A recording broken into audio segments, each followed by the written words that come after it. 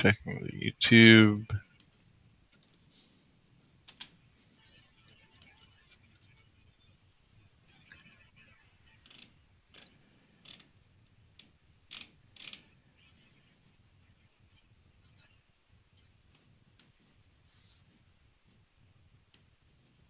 Alright, YouTube looks good. Sound sounds good. We are live. Welcome everyone to the Foolish Tech Show. It's a lovely Tuesday morning, and we are here to help anybody with support or answer any questions or do any demos. If you're a customer or non-customer, feel free to jump over to our IRC chat at www.foolishtechshow.com or foolishit.com/live. We have a plethora of ways to join our IRC chat, and you can talk directly with us. Otherwise, if we don't have any questions, we're just going to talk about random tech stuff and fill the dead air. So, how is everybody this morning? Awesome. Awesome. I believe Nick is getting his stitches taken out, so hopefully that all goes well, and he still has a thumb when he gets back. Looks like we had Alex C randomly in the chat last night and asked if anyone was there. Had a quick question about IPs. That's weird.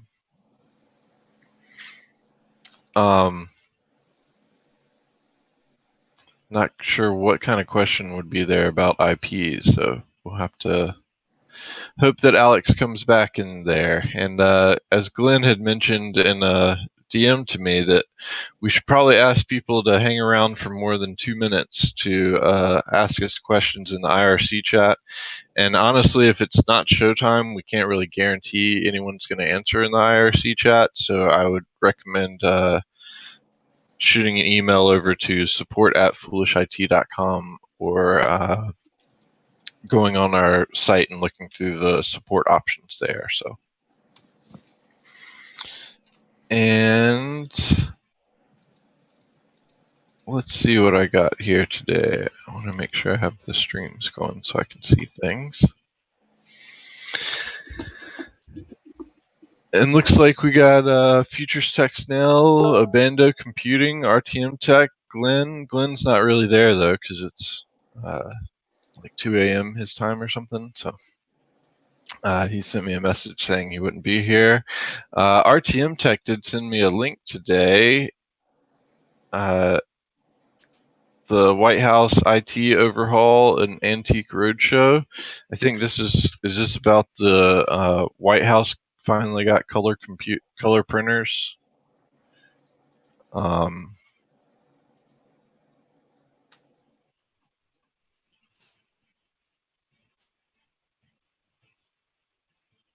it looks like it was just actually they got a whole bunch of stuff upgraded, so that's cool for them. Hey, Futures Tech now. Nels.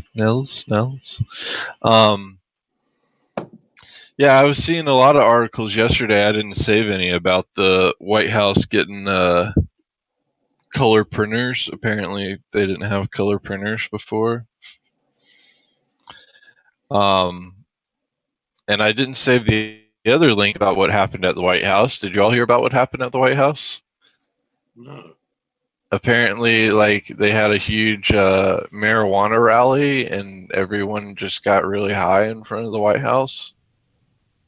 Like, I don't even know what the rally was for. It was just everybody went to, huh? Had to have been Willie Nelson. Yeah, free Willie Nelson. Is he still in jail? I don't know, but he's done it at the White House before this.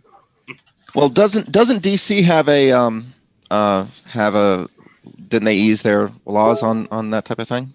Yeah, well, this is it looks like marijuana activists smoke up outside the White House in unison at 4:20 p.m.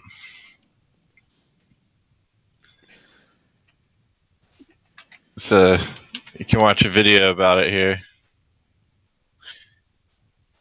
It's legal to possess small amounts of pots for individual use in DC and ingested on private property. Still a criminal violation to sell and possess more than 2 ounces there. That's public property, isn't it? Considered. Yeah.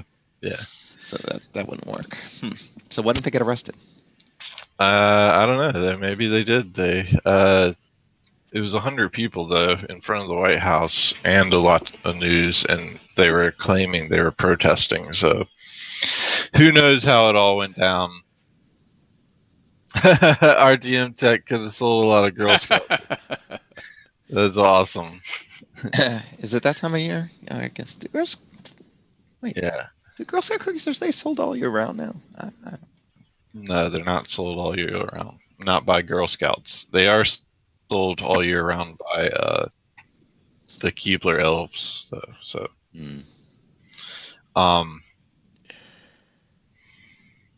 best business model ever.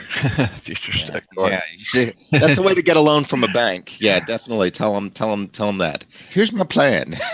Where are the marijuana activists today?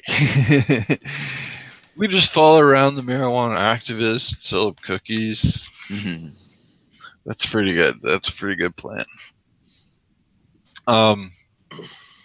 So there was a teaser about this earlier that we had talked about, or I'd posted a link to in a previous show about what happens when you pour molten salt into water.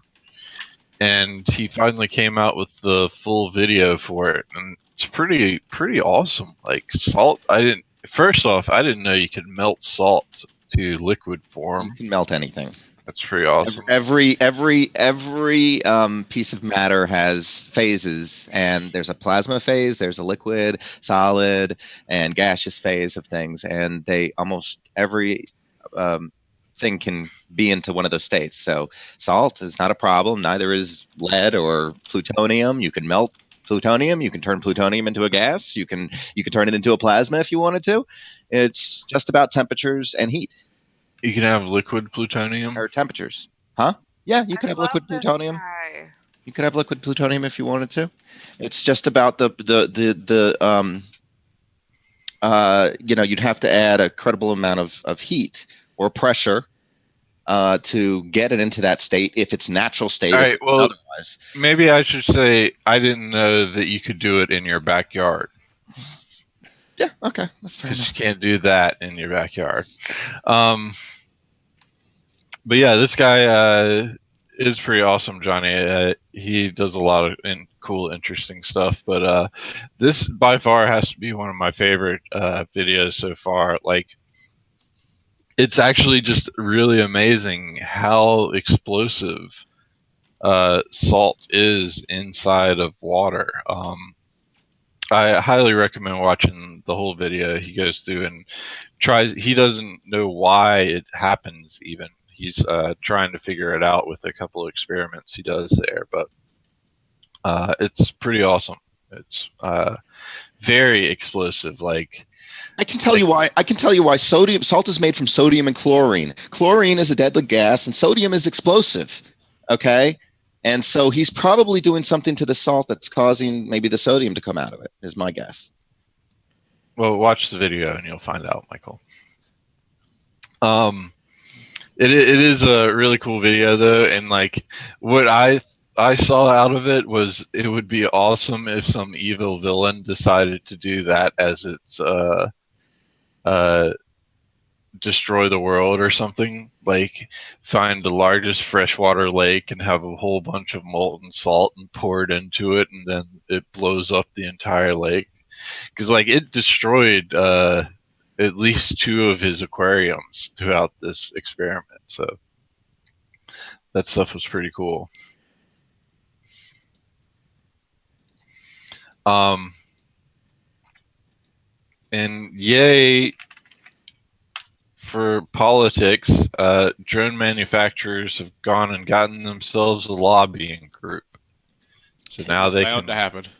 Yeah, now they can lobby politicians. I guess they had a really good Christmas. Pretty much most of your major people. I thought it was interesting that GoPro joined in on that. I'm guessing because their cameras are on all the drones, but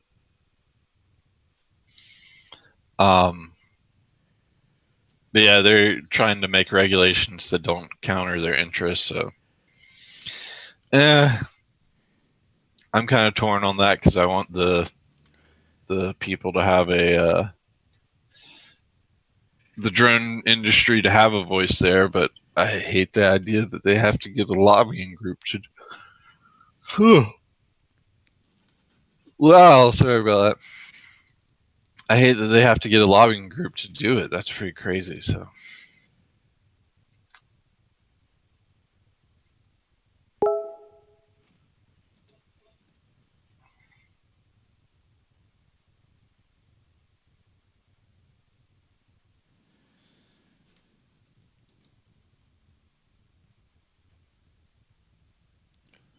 Mm. All right.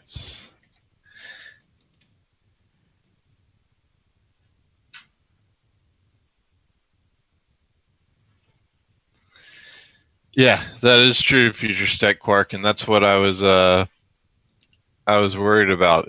I really don't like about that side is that is how you know that you've made it as an industry is you form a business collective and buy a politician. So not the best way for our government to work, really, but can't do anything about it now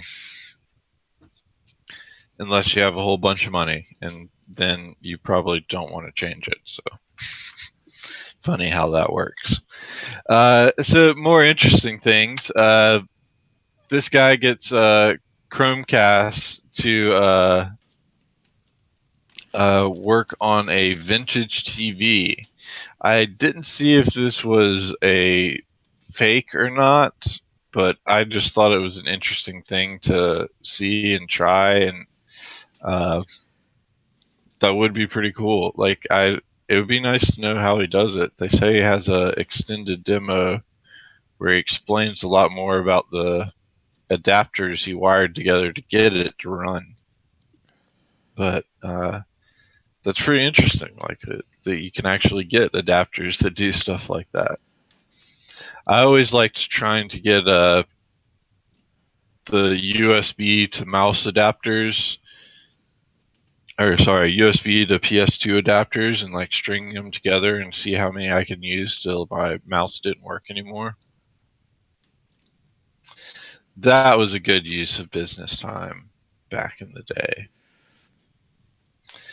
It was better than my other tech friend that rearranged all the keys on the keyboard in alphabetical order.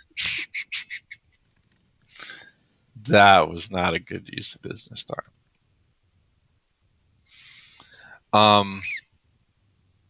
Oh, this was a cool one. Who doesn't like making art in dangerous fashions? That has got to be the most dangerous way to make art.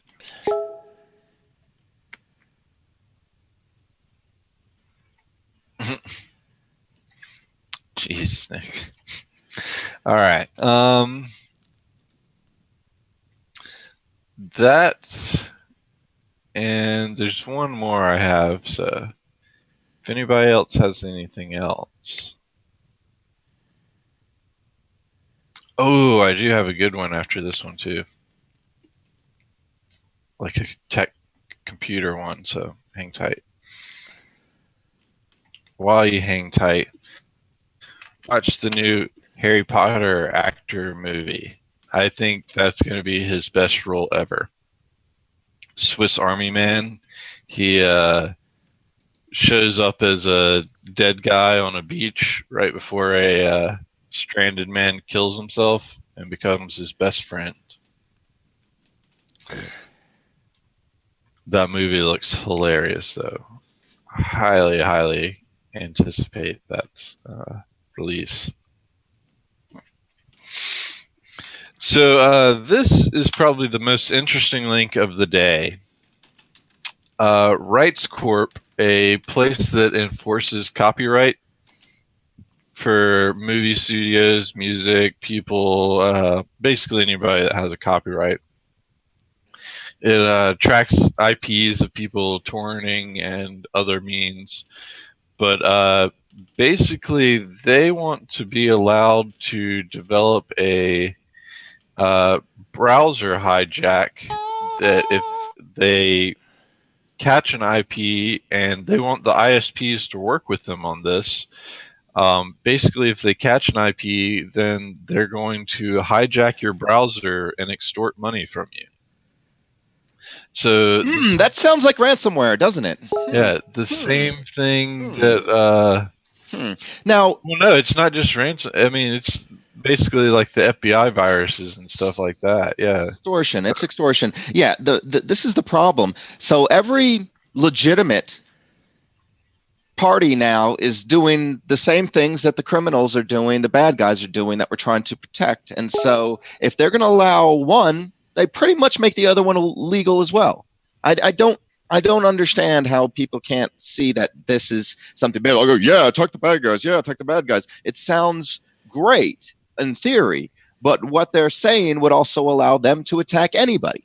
And if they chose to turn their target onto someone that maybe was just doing normal stuff, that's going to create a problem. Because then you're just going to have the situation where everybody's extorting money from everybody online, and there's no way to prevent it or stop it because we're allowing it. Well, in the same light and devil's advocate, are we allowing copyright violations and things of that nature?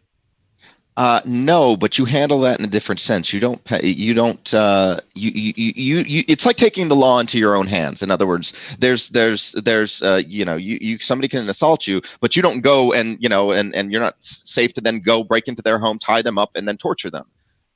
It seems like maybe you should be able to do that, but that's not the way our law system works. There are other ways. It definitely does not seem that you should be able to do that. I'm not sure you where. Feel that way at the time if somebody's done you wrong or harmed you in some way. The point is that it's the same thing. It's basically empowering people to go after the person that they feel has wronged them without going through courts, without going through anything else, without even proving that person actually did anything. You're just going to launch an attack. Well, that's great. So I can basically expect at some point in the future have an attack on somebody. Hey, I've been dude, Nick. Oh, my bad. Jeez. Hey, but good morning. Yeah. I'll stop talking. But yeah, I feel very strongly about that. It's not a good precedent for them to do that. In fact, I think it should be illegal for both the bad guys to do it as well as somebody claiming to do it for good purposes, because it's extortion, and extortion should be illegal. Now. Yeah. But it's not classified as extortion. It's more of a shakedown or shakedown. Okay, so let's go to no, Michael, else. Calm down. Jeez. Like it's the same thing as when they go and say, "Hey, pay us a bunch of money, or we're gonna send our lawyers after you." Yeah, cease and desist. No, not a cease and desist. A cease and desist just tells you to stop doing what you're doing. The settlement payments are basically like what the IRAA was doing with the music industry that brought about the digital millennial copyright. Yeah.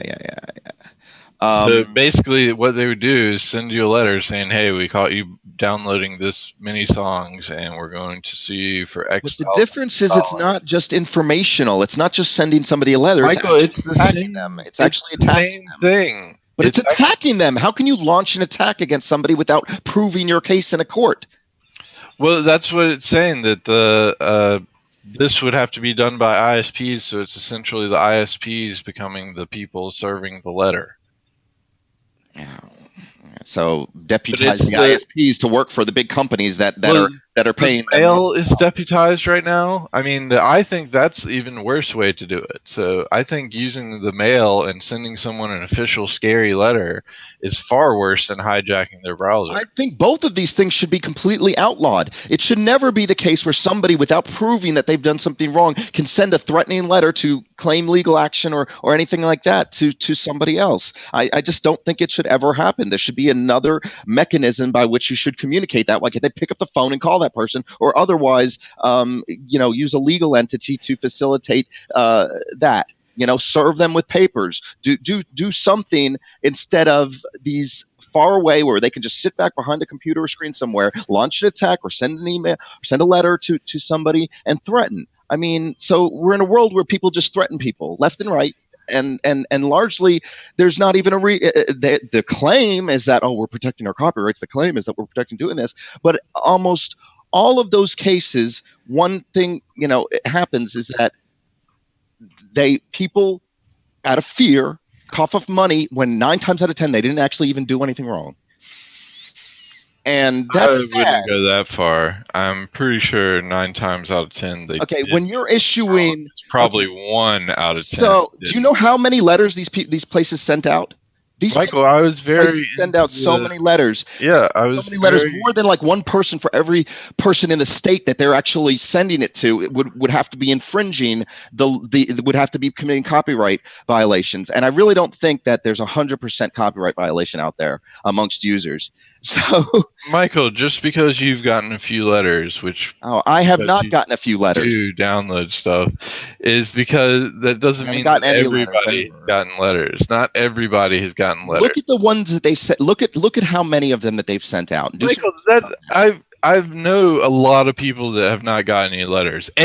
Yourself, you just said you haven't gotten a letter, so it's not 100%. It goes back again. Your argument is null and invalid now. You are they send out that many letters. They're not sending them to me. Completely wrong now. Not sending them to me, but look at the vast millions of them. Proctor, have you ever? Michael, I can't even hear what's going on. Proctor, have you ever gotten a copyright letter that says you've downloaded or infringed stuff? But that happens on YouTube all the time when somebody thought we infringed on something. Michael, that's completely different. It's completely different. Stop connecting dots that don't exist. So it's all the same type of thing. Actually, no, it's 2 different type of things. The stuff that happens on YouTube is because of the Digital Millennial Copyright Act, where basically the companies, the larger the DMCA you are, is the very reason we send those letters. Michael, it's not actually. The reason that they do that with YouTube is because they want to forego getting that, and basically it makes you in the hot seat for doing it, which that's what it's supposed to do. And it's actually a good thing, because that's why you get 3 of those copyright letters, and then your internet gets cut off by your ISP, and you don't get sued by thousands of dollars for copyright things. So you've lost your ISP. You're assuming they're doing something wrong. But that's the thing. You can get the notification without doing something wrong, just like we got the notification without doing something wrong. That means those 3 strikes could affect somebody and take them off the internet for something that they actually didn't do, because there's no oversight. There's nobody investigating it. It's just an automated process. Michael, and we know automated processes fail. And that means not an automated process. Yes, it is. The letters that they sent up and they type up, they don't even know who they're sending them to sometimes. It's just a database. Michael, you have absolutely no idea what you're talking about. You're just ranting and raving because you feel like you have a strong opinion on this. That is not a reason. If you look into it, if you research it, Michael, you have not looked into it or done any research on it. You haven't even gotten a letter. I've gotten a letter. I know how it all works. So don't tell me. I've received. I've been in You're just assuming. I've been in an apartment receiving the letters myself. Michael, just saying that 100% of the people have gotten it is that you are just completely assuming and I am not assuming as you're going. But no, look at the millions. Not talking any truth. Look at the amount of letters that they've sent versus the claim of. In other words, if all copyright infringement of the amount of letters that they sent, that's a song, Johnny. Like everyone would be doing copyright infringement. It's not, though. That's not how many letters there are. Look it up. Look it up. How many letters they sent? If they send out 300 million letters, Well, yeah, Michael, stop. I told you, don't argue with me because you're not correct on this situation. Both of you I'm stop. always incorrect. I'm always incorrect, and a whole Both bunch are of other people children. are all incorrect. You are always incorrect. I know. Nobody And wants to listen that to assumption on your part about every word that comes out of my mouth means that you also Listen to throw how away everything that's valid as well as everything that's invalid. So you didn't have anything valid. that's for public opinion. If people think that I'm barking up the right tree here with this, but if anybody out there, please report if you've been hit by a cease and desist or other takedown notification or other automatic process which flagged you. It's incorrect. It happens a lot of times. It happened to us, and it can happen to you. I'm just warning people about it. It's up to them what to do, or to be upset with it or not be upset. But if we keep allowing these types of things, Okay, Michael, no one Moving actually on. cares. RTM Tech has a different question. So RTM Tech asks about what's the best way to encrypt a Gmail account, and basically your best route is probably going to be PGP keys and creating your own ones, and then determining how you're going to manage and handle those. You do have a few easier ways to do it using extensions and things like that. But at that time, you basically have to trust the developer, and if they hope that they have open source their extension so that you can see the source code and what it's doing and stuff like that. But honestly, there's not really an easy way to do it and still be secure. Hopefully that will change if they get the new standard in place, but it can be used by non-techs. Unfortunately, it's just like introducing them to a computer for the first time. You kind of have to train them and walk them through and show them how to do it. The most difficult thing about it is getting the other end to decrypt and also encrypt their messages coming back to you. So, I mean, really, right now, there's absolutely no easy way that you can do it that you can trust. So, the easiest thing is creating a public and private key, keeping your private key private, and distributing your public key, and getting whoever is on the other end to also create a public and private key and give you their public key so you can decrypt messages. And then basically both of you just have to sign your messages with your private key, and your public key is able to decrypt it once it gets to the other end. So I think the most difficult step of that is to get other people to do it. yeah, and actually, no, I'm sorry. You sign it with the other person's public key, and then your private key decrypts it. I had that backwards. See, it's definitely not even that easy. So, yeah, you definitely don't want to send stuff over email unencrypted. If it's an attachment, that's easy to do. Basically, you just put it in a zip file and password protect the zip file. That's encrypting the attachment. You definitely don't want to paste it into an email and just send it plain text. You definitely don't want to just send it as a regular attachment. Michael, no one cares. I am going to boot you out of the frickin' chat. Oh man.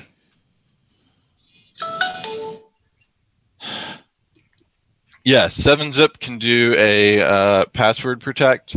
So that's all you have to do, and that will encrypt it. And 7-Zip offers up to AES encryption as well. So you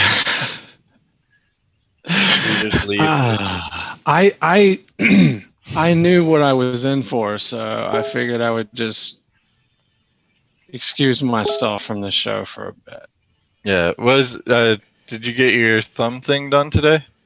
No, that's actually this afternoon. Oh. Yeah, I was just in there washing her up a little bit there, getting the little stitchies pretty. Okay. RTM Tech did get a letter from the FAA one time. That's a whole different story. Oh yeah. Um. Wow. I I got a letter from the FFA one time. Does that matter? That's what RTM Tech just said. He said the FAA. I said the FFA. Oh. I haven't had my coffee that much this morning. I don't know why I keep forgetting to make it. Just been doing a lot of focused stuff. So maybe I'm not thinking on all platforms. But what is it you're talking about, Johnny? The future farmers of America. Nothing related to computers or technology. I would not have guessed that, even with coffee. No, I didn't guess it. I date her, so. That's interesting. RTM Tech, the FAA letter he got let him know he'd been convicted of drug smuggling, and no one ever told him. It was someone with the same name as him. That's why he got the letter. That's interesting.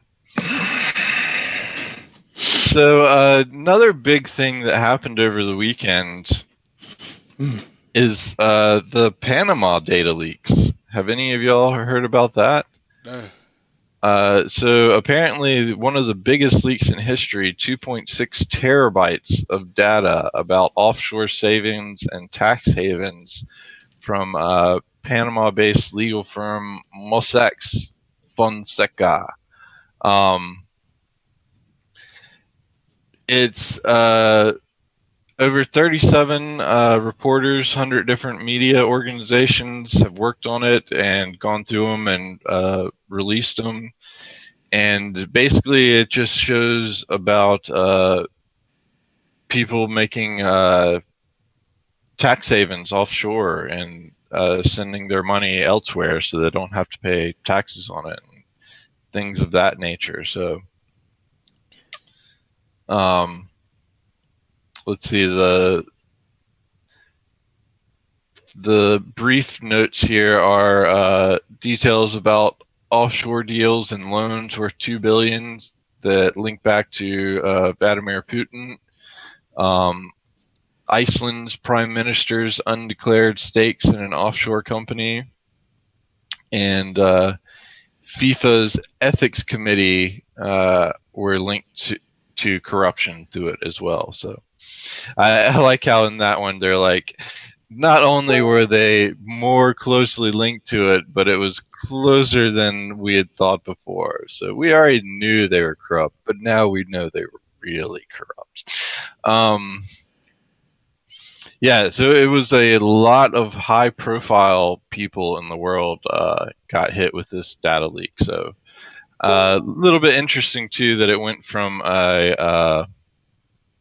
basically from a different standpoint. So most of our leaks before were really governments and what governments were doing. This is more about what high-profile people are doing. So kind of interesting. Yeah. Oh no, more FA corruption. The horror. They are terrible people. I wonder if I can find that link again. It was something like 21 interesting pictures, but they showed the FIFA meeting hall basically, and it literally did look like an evil underground headquarters or base or something. So.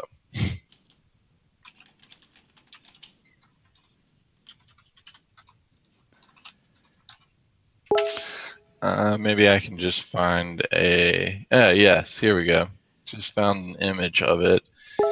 So, yeah, this is where the FIFA meets. And tell me if you think this looks like an evil place. That definitely looks evil. That's like the epitome of evil design. It's like they got a movie designer to come in and say, give us the most evil looking place you can that's still business casual. That's definitely the conference room with the evil layer. Yeah.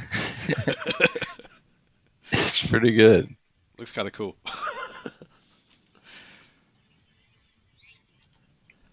Yes, Nick, I agree. It's that whole making stuff up stuff that gets me. It's like, That's what really got, like, 100% of the people have gotten a letter. what? Do you see me standing right here? This Yeah, and then he's like, I've never gotten a letter, but 100% of the people have gotten a letter.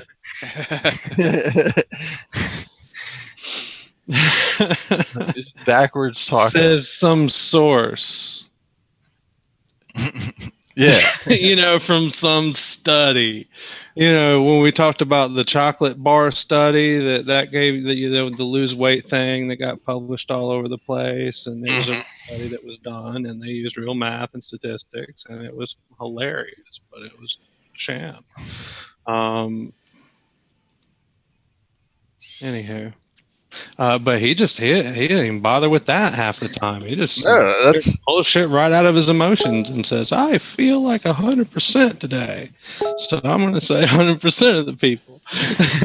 That's exactly, and that's what gets me riled up about it. And I have to tell him to stop in the most unstopping way. Like, I know how I tell him to stop just encourages him, but Michael, stop. You have absolutely no idea what you're talking about. Let's move on. He can't just be like, okay, you're right. Let's move on then. Man. But I kind of feel like that's entertainment. So, anyway, well, I'm out of links for today. How about everyone else? Hey, did you say did you show off the Zelda thing? I don't know. Oh, that's cool. Well, yeah, the Zelda fan-made 3D original Legend of Zelda. But if you read the thing, the game is a 2.5D remake using voxel models in place of regular sprites. So, and you can load it up on your phone too. Yay. Awesome. But on your phone? browser. So it's browser, completely in a browser. And it's interesting if you look at the pictures and stuff. It's like, because it's a little different, the 2.5D thing. It's interesting. I think it'll be neat. A little waste of time. Well, if you wanted a really, really nice Nintendo, you can get this one. 24-karat gold-plated NES, working NES. Whoa! That's just what I need. I believe I saw estimates of it going for a mere $5,000. Yeah. And what I'm concerned about is you probably will still have to blow in the cartridge hole. I don't know if I want to be picking up $5,000 and blowing into it to get it to work. So. Oh my goodness. That is pretty cool about the 3D Zelda stuff. I think that is that the same way that they're. And but this isn't even like an official thing. This is like a company that does this. It's like Analog, company that previously produced limited runs of high-end Nintendo playing consoles. It's like a combo deal, and it's a special thing, So I mean, it's just like I know it's plated with gold, but it's also like not like an official thing, so it's not like a collector's kind of thing. So why the gold? Kind of. It's like for the Nintendo thing. Yeah. I have no idea. I think it's just so that people can say I have lots of money to waste. Wow, but anywho. Oh, I'm sorry. Did you move on? Well, no. RTM Tech had a question. Is there a way to highlight all listed files to whitelist? In Defunct, yes, there is a way to highlight all listed files. Let me tell you where that is. it should be a button up at the top. I'm pretty sure. But let me pull it up and share my screen just to make sure. Oh yeah.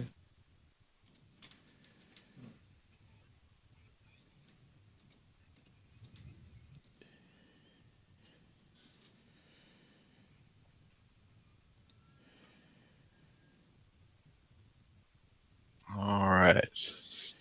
Loading, loading, loading. And defunk.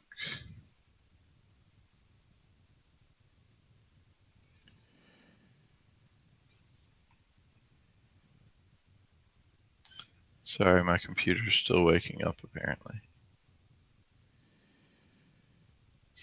Oh, it's no worries.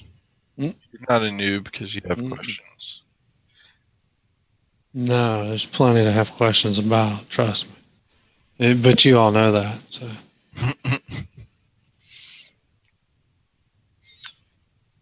Loading, loading. Which is why I can't like just say it off the top of my head.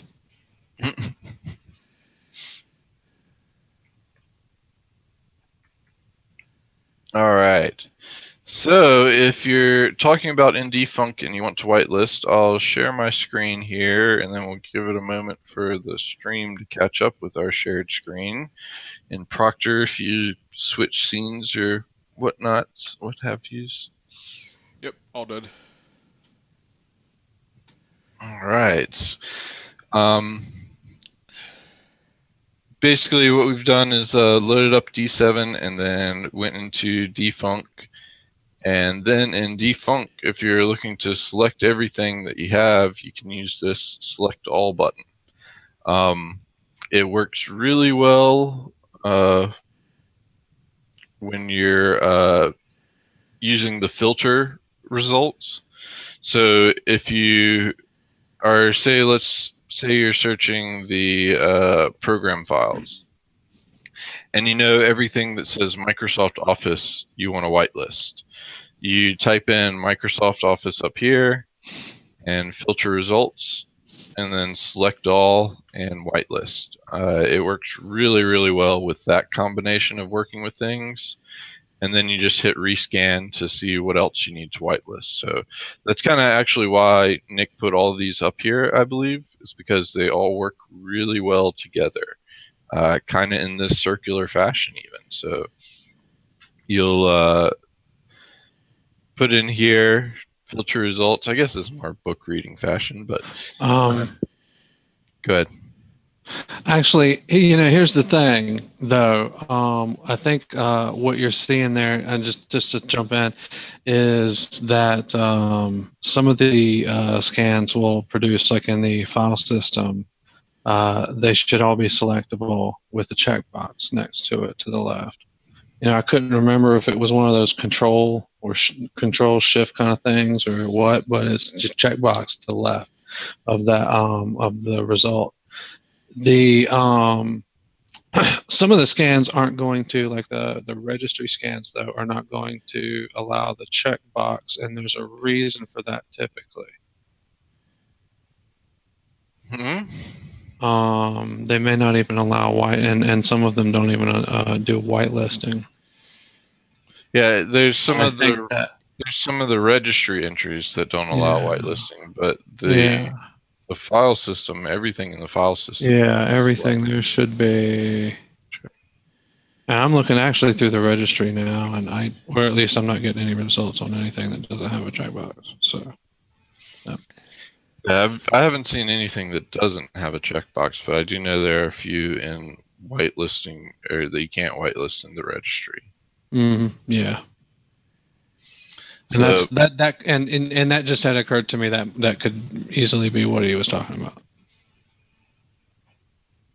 Well, you just asked way to highlight all.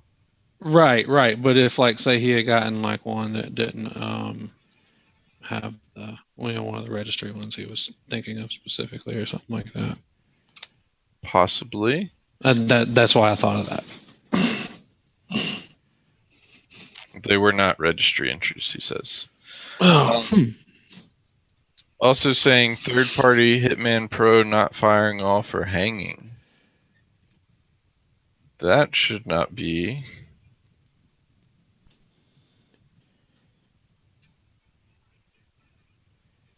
I'm trying to launch it now. Let's see what we get.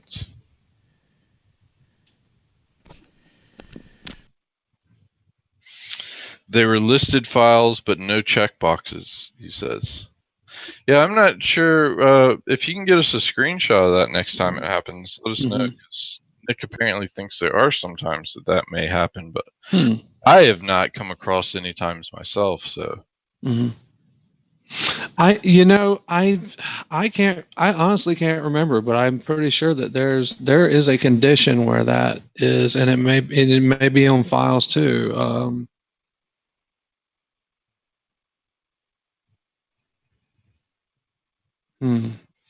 Screenshot would be awesome. Yeah, definitely send the screenshot. We'll look more into that and see what's going on there. Yeah. I am What getting version you got there? What internet connection. What version do you have of Defunk on yours? I'm just curious.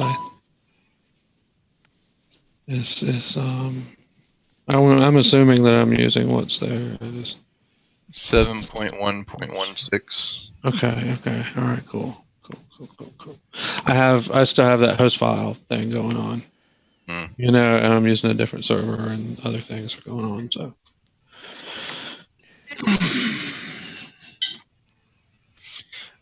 So I am getting a no internet connection with my Hitman Pro. Maybe, possibly that's what's going on. Unsure on that one. I'll have to do some more testing and we'll look into that a little bit more. Launching from the SFX Mini shouldn't make any changes there. I mean, look at Or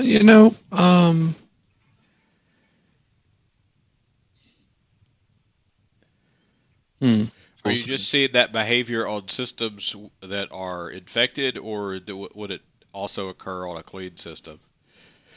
Yeah, that would make If a it's just difference. happening on an infected system, I would try other mechanisms for removing malware and then rerun Hitman Pro. Proctor, you can switch the scene back if you could, please. Sure.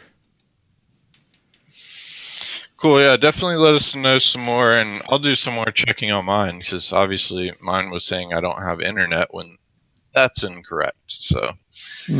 Say, I'm just going to take a peek at it here myself. See what happens. The Hitman Pro, or? Yeah. Cool. Oh!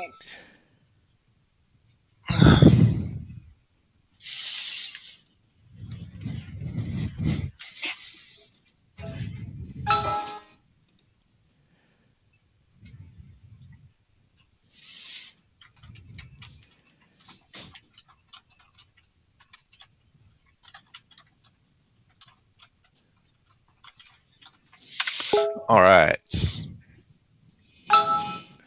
So he was seeing it was on clean systems, running things to test before launching on Coprez Win7 machine. Okay.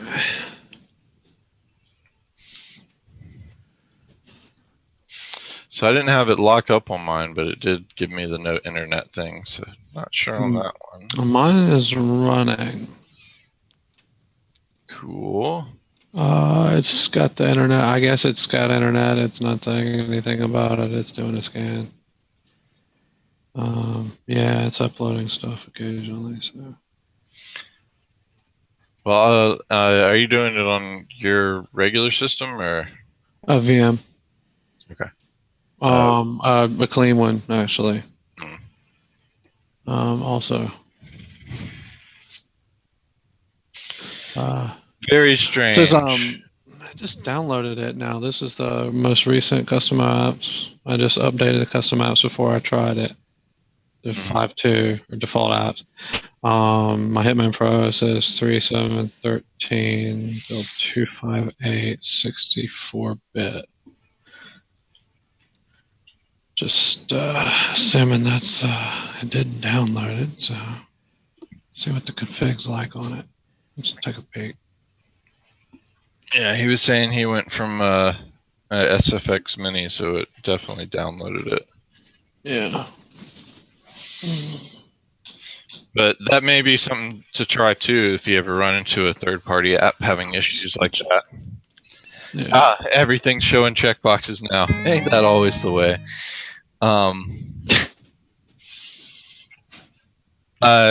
If you are having issues with third-party tools, always you can always try just deleting them all and trying again. What? I don't know. I can think of a time when there was a bug that prevented them from being displayed, the checkboxes themselves, but that was, it's been a while, Fix quick.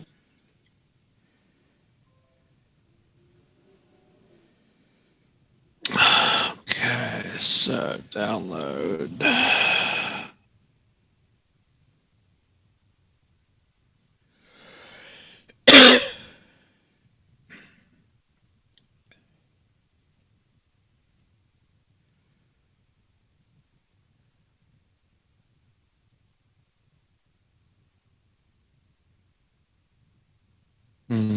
Okay, so it's going to run from that.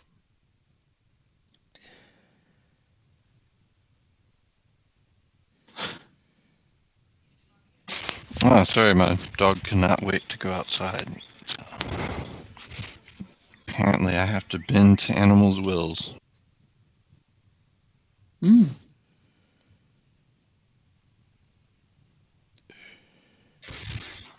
Has anyone else noticed that it's become winter again?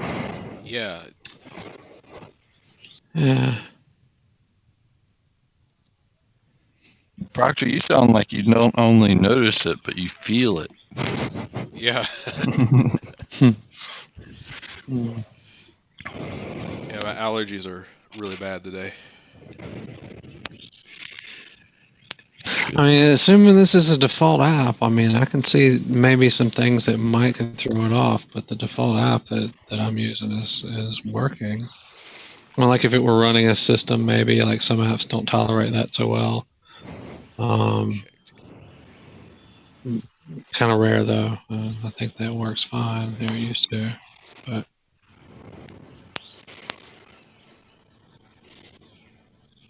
Yeah, the only thing I can think is, like I said, just deleting the third-party tool and try forcing it to download again. Yeah, yeah.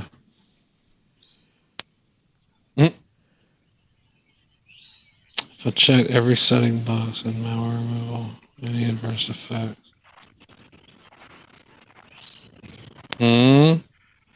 Yeah.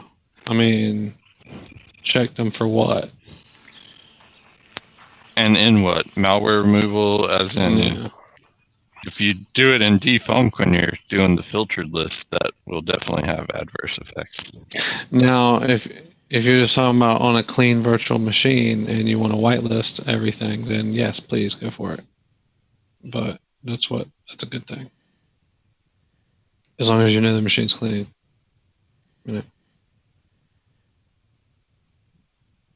Fresh install, preferably.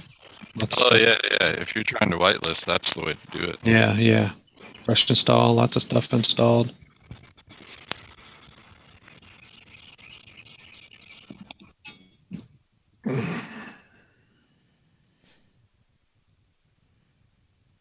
Yeah, that's actually how I made some of our whitelists that we distribute. We just installed a bunch of third-party tools on a known clean system and scanned everything and then checked. Use Ninite for that. Actually, for that one, I used on a couple of them. I used the other one. What's that other software that we have at the default app that lets you install things? It escapes my head now. Gatorade? No, you have to like configure. This one like offers a bunch of ones that you can install for free. Mm. Oh,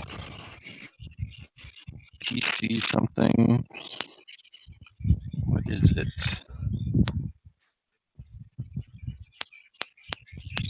It's like the super light version of 9.9, and it checks for updates and stuff for those programs too. Oh, now that's gonna bother me.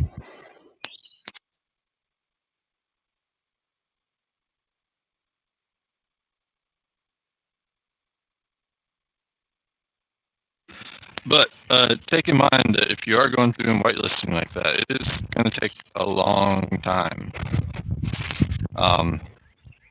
Because doing the scans with everything and scanning them all, and then going through and checking them all, and then going through and whitelisting them all, does take a good amount of time, but it saves you so much time in the future because then you won't have to worry about those files showing up, and you can much more easily prune through files that are new or unknown to you.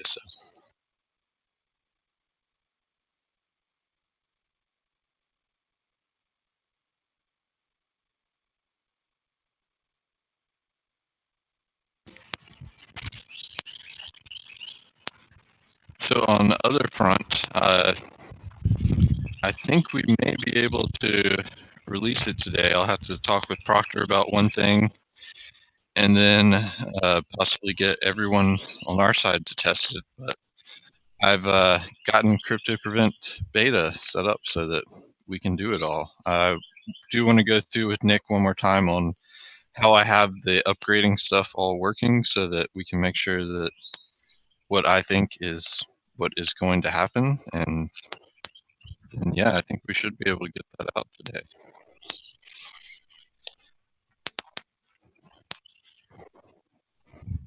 So that's good, right? Plus.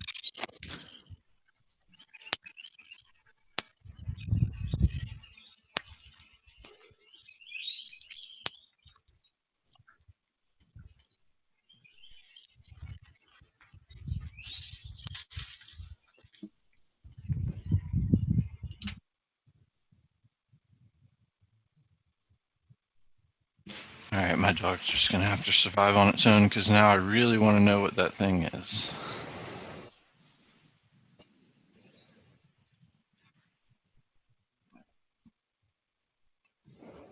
Or she'll have no problem surviving. Maybe.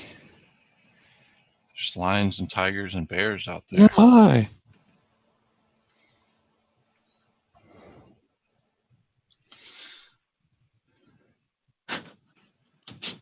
That is what I was going for. Patch My PC. That's it. That's the program that I use. Oh yeah. So Patch My PC will let you go through and install a bunch of. Thank you.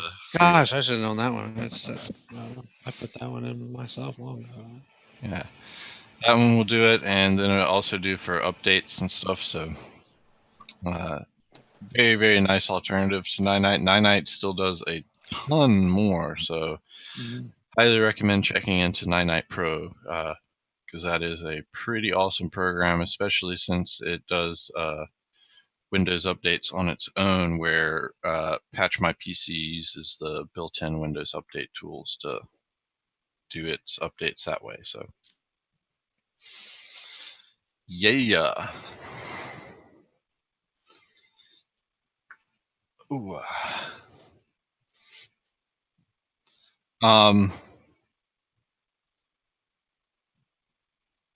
Yay! Thank you. I love it when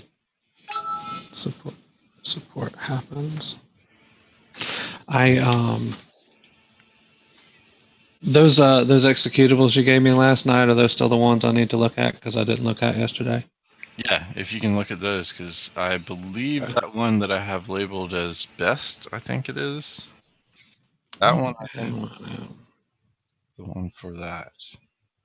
I think how many things says best? I think one of them says something. I have two. Yeah, there should be a third one. Okay, wait. Yeah, I don't have a third one, so hang on. Yeah, the one that I have is best is the one that Awesome. is the best. So, that one I did some testing on my own on a few different programs and didn't have any issues with it. So Awesome. that I think will be the best one. Hey, Zombie Worm just joined us. Welcome, Zombie Worm. Welcome, welcome. Yeah. Do you have anything you want to jump in or throw out there? Because as RTM Tech just pointed out, we hit our hour mark and we're running low today because we got a lot of other stuff planned and on our plates, especially with being able to get Crypto Prevent Beta out possibly today. That will has kind of got us a little bit misfocused here. So, if anybody else has any questions or anything, feel free to go ahead and shout it out. We'll give it another few minutes here, and then we're probably going to jump on and get some stuff done and try to get that released. And if we do release it today, keep an eye on our blog, foolishit.com/blog, and you'll get a notice about the public beta. And we'll also probably post the links on tomorrow's show if we do it. And yeah, so that'll be extremely helpful if everyone can test out everything. We've gone through and done extensive testing on it and believe we have everything right, but there's so much involved in it and a full rewrite that we want to make sure everyone can test everything and see if we've missed anything and we can get it fixed before we push it out as a full release. So it'll be very helpful for anyone to be able to assist us and check that out. And I think it's working pretty nice and looks pretty good. So hopefully everyone else will as well, and we won't find any issues, and everything will come back with great praises, and we can just go ahead and push it out. Yeah. So RTM Tech posted a link here about getting ready for a lawsuit if you have a ransomware infection. So this is targeting places like hospitals that if they get a ransomware infection and their data is compromised, should that be considered a breach and possible action for lawsuits? I kind of feel that it probably should, although I'm not sure how many people actually get in trouble for breaches. It seems like most of the time people just come out and apologize for it, and that's all that's ever done about it. So RTM Tech also pointed out that there's been over 300 ransomware related incidences since July. So that's over one a day, at least. Yeah, that's even, let's see, 300 divided by 9. No, wait, that's not how you would do that. 9 times 30. 300 divided by 270. So yeah, 1.1 incidents reported to the FBI, and I'm sure, or federal agencies, I'm sure that a number of those go unreported. So, and that would be kind of the other thing. If I would prefer to know that their data has been breached than to have them covering it up and staying silent for fear of lawsuits. So I would kind of prefer them at least come out and just say, hey, we've had our data breached, and not be worried about lawsuits, so at least everyone would know. I think that would be better than people being held fully responsible for it. Because I mean, I guess there's no 100% way to do it. I mean, you can do the most you can do, but if someone's really targeting you, there's always going to be a way to get in. So it kind of gets very sticky situation there.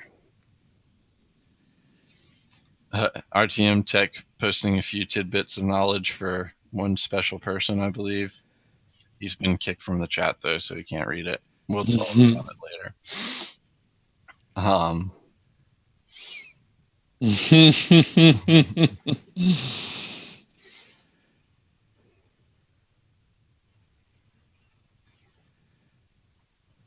Thank you, RTM Tech. Yes, thank you. Yeah. Well, we're confident.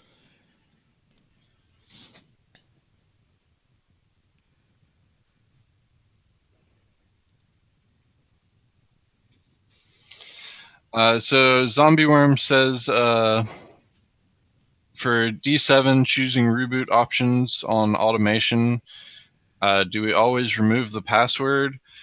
I would try to get the password from the client first.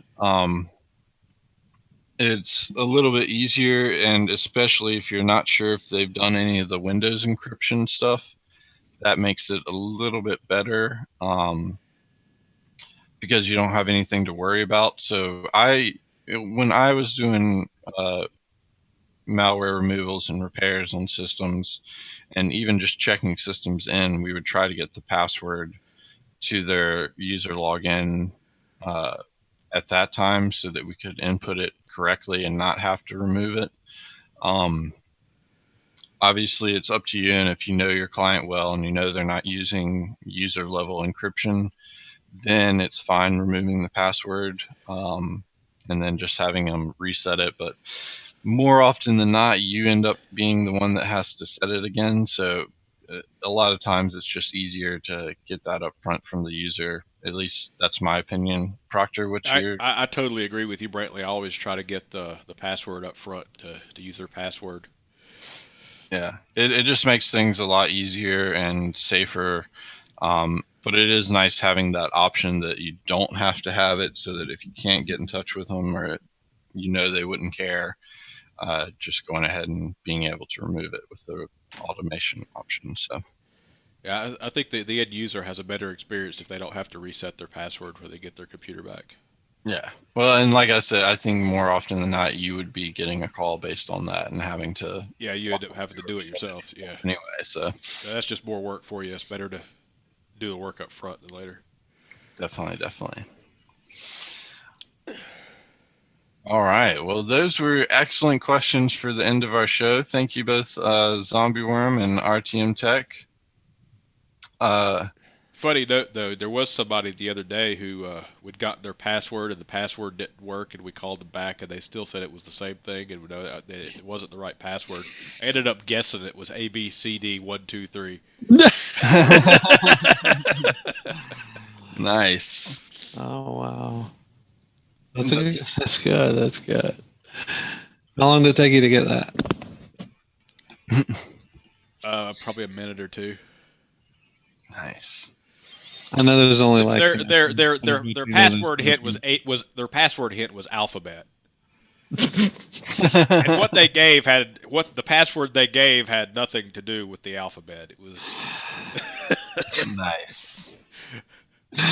So I tried ABCD, that didn't work, and then I tried ABCD. That was like that was some password for some, their email or bank log or something. You never know. Right. People get which password for what confused a lot.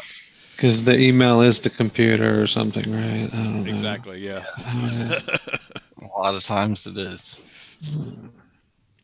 Oh, another thing. I had a lady call yesterday who had gotten a phone call about a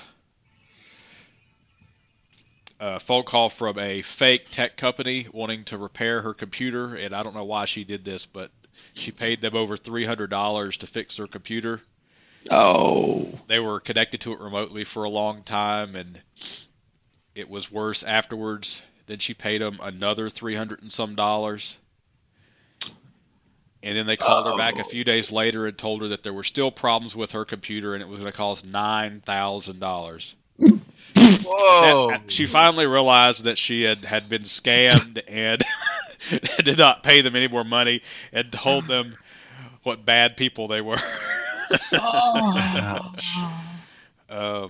But I've rarely had people, pay these large sums of money, these ridiculous amounts of money for, to these scammers. But that was one of the worst ones I'd heard.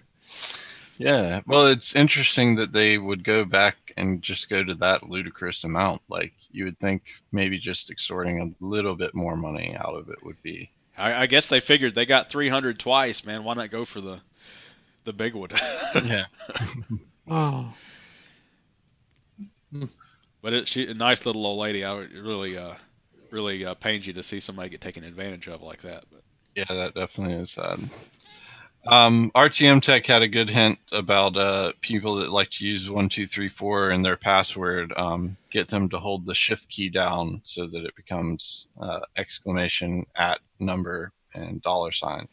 That does actually add a whole bunch there. So yeah, that's a good idea.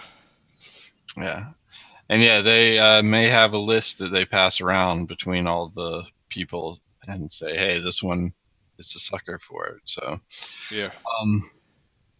And the best way to fight that is to get knowledge out there. So educate and train. That's going to be your best options. Yeah. All right, everyone. I think we're going to go ahead and get to it today. And like I said, keep an eye out on our blog for that important announcement. And otherwise, we'll talk about it on our show tomorrow, I'm sure, as well. And that will be at 2 p.m. So join us tomorrow at 2 p.m. And otherwise, thanks everyone for joining us and talking with us. And we will see you all later. Proctor, you want to take us on out?